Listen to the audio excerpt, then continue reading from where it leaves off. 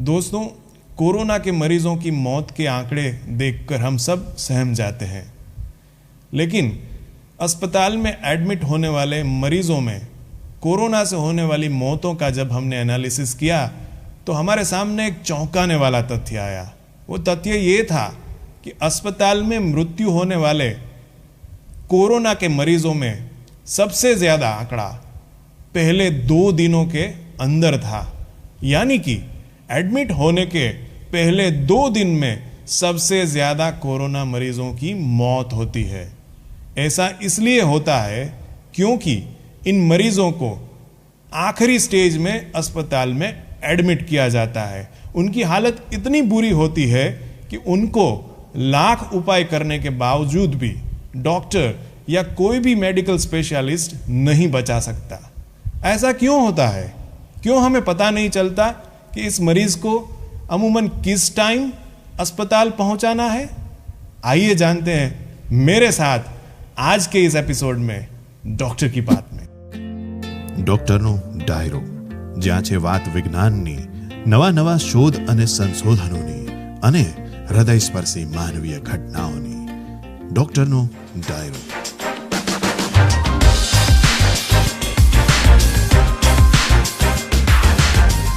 तो दोस्तों, कोरोना से हमें होता है कोविड। इस कोविड को हम 3 स्टेज में विभाजित कर सकते हैं।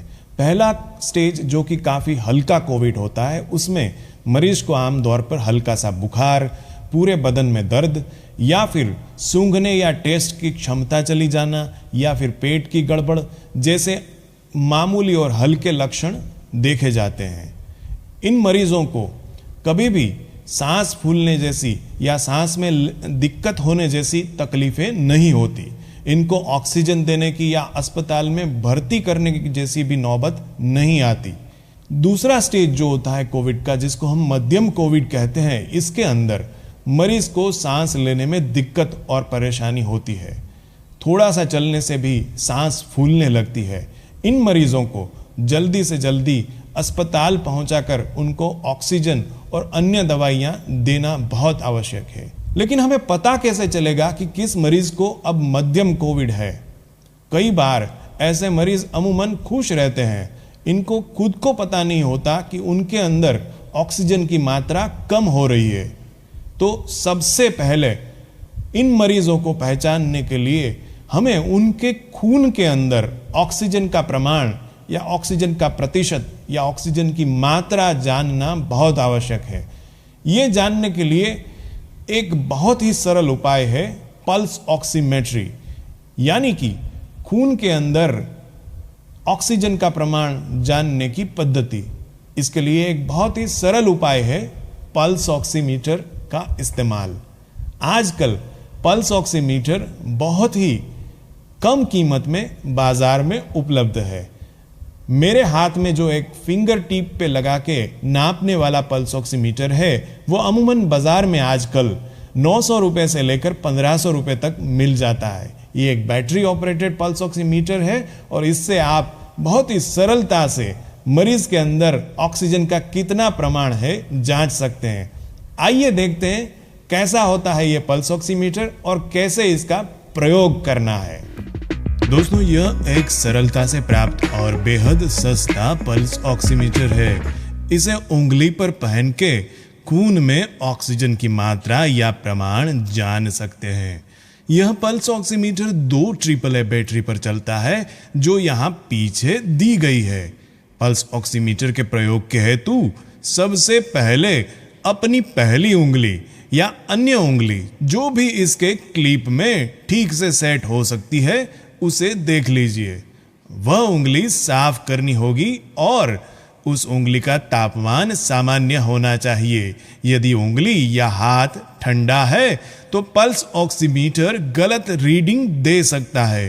अब इस ऑन ऑफ स्विच को ऑन कीजिए और हल्के से क्लिप को दबाकर अपनी उंगली इस तरह से नाखून ऊपर की तरफ आए इस तरह से रखिए। थोड़ी ही देर में आपके खून में ऑक्सीजन की मात्रा जो है उसका प्रमाण डिस्प्ले पर देखने को मिलेगा। स्क्रीन पर कुल 3 चीजें यहां पर दिख रही है। पहला SpO2 यानी कि खून में ऑक्सीजन की प्रतिशत या मात्रा, दूसरा PI यानी कि परफ्यूजन इंडेक्स जो कि उस उंगली में खून के प्रवाह की स्थिति दर्शाता है, जबकि सबसे आखिर में यहां पे हृदय गति यानी कि पल्स रेट दिख रही है। कोविड के नजरिए से यदि देखें तो सबसे महत्वपूर्ण अंक है ये पहले वाला यानी कि ऑक्सीजन सैचुरेशन। किसी भी तंदुरुस्त इंसान में ये 94 यानी कि 94 से ऊपर रहना चाहिए। अगर यह इससे कम है तो हमें तुरंत ही अपने डॉक्टर का संपर्क करना चाहिए। कोविड में अमूमन चौथे, पांचवें या छठे दिन पर न्यूमोनिया होने पर ऑक्सीजन की मात्रा गिरती है। ज्यादातर मरीजों को कई बार इसका पता नहीं चलता और फिर जब खून में ऑक्सीजन की मात्रा बहुत हद तक गिर जाती है तो उनकी हालत काफी गंभीर हो जाती है और ऐसे मरीजों को फिर बचाना बहुत ही कठिन होता है। इसलिए समय रहते जब भी पल्स ऑक्सीमीटर 94 या 94 से कम ऑक्सीजन प्रमाण दिखाए तो तुरंत ही अस्पताल पहुंच जाए। इसके अलावा आप एक और टेस्ट कर सकते हैं जिसमें कि आपको 6 मिनट तक चलने के बाद अपने खून में ऑक्सीजन की मात्रा पल्स ऑक्सीमीटर से जांचनी होगी। यदि वह 94 से कम है तो आप अपने डॉक्टर को तुरंत ही संपर्क करके बताएं। ऐसा करना बहुत ही आवश्यक है। दोस्तों, पल्स ऑक्सीमेट्री करते समय हमेशा इस पल्स ऑक्सीमीटर की एक लिमिटेशन भी याद रखना बहुत जरूरी है। इस सैचुरेशन की मात्रा में +-2 का वेरिएशन हो सकता है। जैसे कि मेरा सैचुरेशन पल्स ऑक्सीमीटर में दिखा रहा है 90 यानी कि 90, तो मेरा सैचुरेशन सही में शायद 88 भी हो सकता है या फिर 92 भी हो सकता है।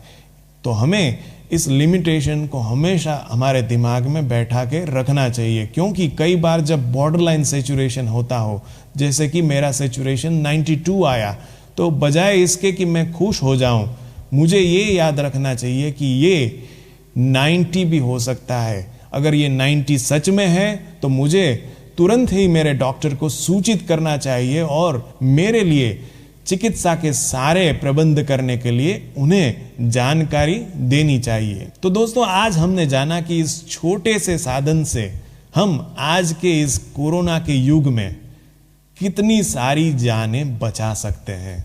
तो मेरा आप सबसे ये अनुरोध है कि हर एक घर में, हर एक परिवार में कम से कम एक पल्स ऑक्सीमीटर जरूर रखिए।